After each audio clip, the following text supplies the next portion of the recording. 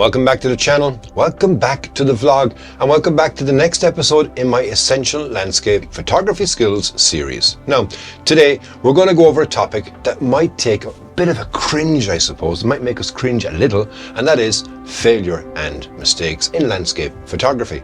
Now, we've all been there, right? But guess what? Those oops moments can be some of our greatest teachers. So let's explore how to turn failure into a stepping stone for growth.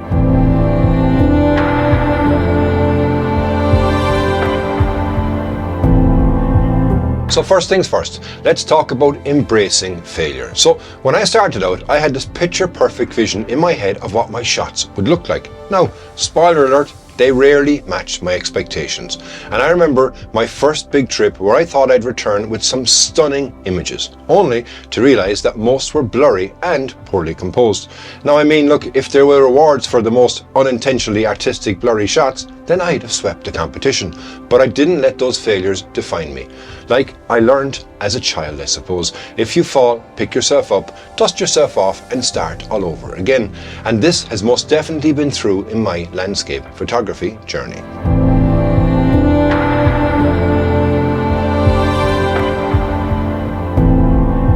Now, mistakes are simply opportunities in disguise. Each time I messed up, like forgetting, for example, to check my camera settings or misjudging the light, I learned something invaluable.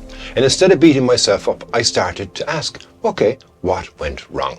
So, an example, I accidentally shot all my shots in the wrong mode during a stunning sunrise. The images, they turned out grainy and awful. Why? Because for some reason I had my camera settings on auto. I know, a cardinal sin, but these things can happen. And when we aren't paying full attention to them, this is exactly when it can occur. But do you know what? These mistakes taught me to double check my settings, and now it's a habit that I'm grateful for. If I'm going for a shoot for sunset, I will always reset my settings for sunrise. Or when I'm first lining up, I'll always check before I take that first shot. The mistakes are ones that help us.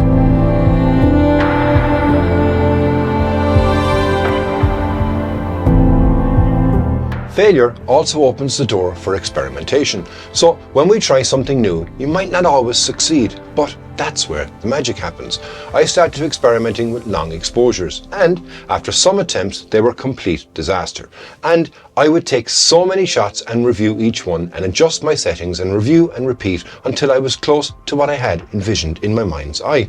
Now, quick funny side note, let's just say there are a few shots that looked more like abstract art than anything resembling a landscape. But those failed attempts pushed me to redefine my technique and eventually achieve some great results. Embrace these opportunities. Experimentation with your camera is always going to help you in getting your shots. Now, also, the advantage that we shoot in digital, so you get instant gratification whether or not you've got a shot right or wrong. If you go back and if you were lucky enough to be able to shoot back in the day in film, you would never know how those experiments turned out until maybe, a week, 2 weeks, 3 weeks later when you got them back from the processing lab. So take the advantage that we have right now to experiment more. What's it going to do? It's going to give you something that you know is right or wrong and that you can fine tune to make it better. I hope you're enjoying this video. I just wanted to jump in real quick to remind you that you can grab a copy of my free 62-page ebook, Essential Landscape Photography Skills, when you join my newsletter. It's packed with tips from my years behind the camera, plus interactive links to YouTube videos showing how I captured those shots, and dedicated tutorials on each topic. Sign up, download it instantly, and take your landscape photography to the next level. There's links in the description below. Back to the video.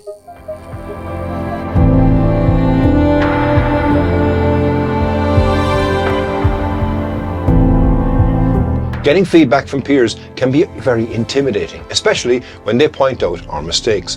But important thing to remember is this: constructive criticism is all about growth. Now, I used to dread showing my work to others, fearing they'd focus on my blunders.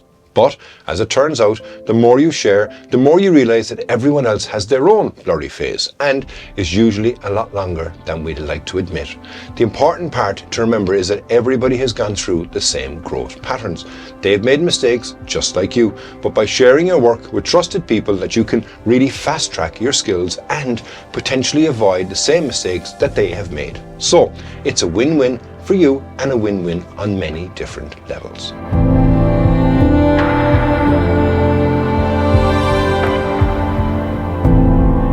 It's also very important that you celebrate in the learning process. Each failure teaches us resilience. So when you fail, like I said earlier, pick yourself up and then start all over again. When you pick yourself up, you gain confidence in your ability to tackle any future challenges. Now, it's like learning to ride a bike. The first few times, okay, guess what? You might end up with a few faceplants, more than actual riding. But each one gets you closer to cruising down the street like a pro. Of course, minus the scraped knees, hopefully. But when you manage to nail that shot, it's important that you enjoy the moment, as it's far too easy to forget that win and move on to the next potential failure.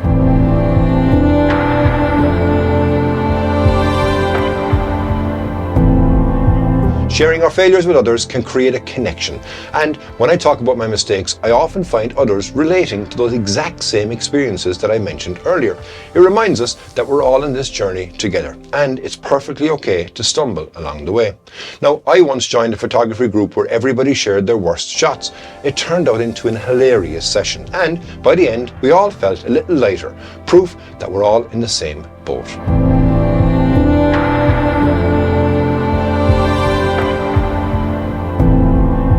And finally, let's reframe failure as a positive force. Instead of fearing it, let's see it as a crucial part of your growth. Each mistake brings you closer to improving your own skills. And remember, some of the best photographers out there have portfolios filled with not so great images before they found their style.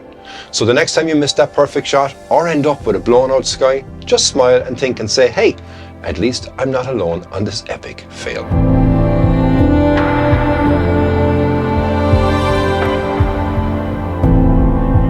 The power of failure and mistakes in landscape photography is something that we should embrace.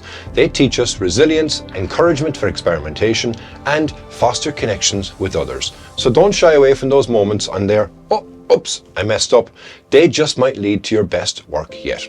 If you found this video helpful, please give it a thumbs up, subscribe for more tips, and share your photography blunders in the comments below. And before I wrap up, I want to take a moment to thank my incredible Patreon supporters, because your support makes all of this possible. Now, whether it's helping me to get out more locations or dedicating the time to share these lessons, I couldn't do it all without you. And if you'd like to join this amazing community, then you can gain some exclusive content, early access to videos, and even get discounts on my guidebooks and workshops. I'd love for you to consider joining my Patreon. You can scan the code just here, and I'd love to have you on board. Thanks for watching. I'll see you on the next one. Slán go fóill.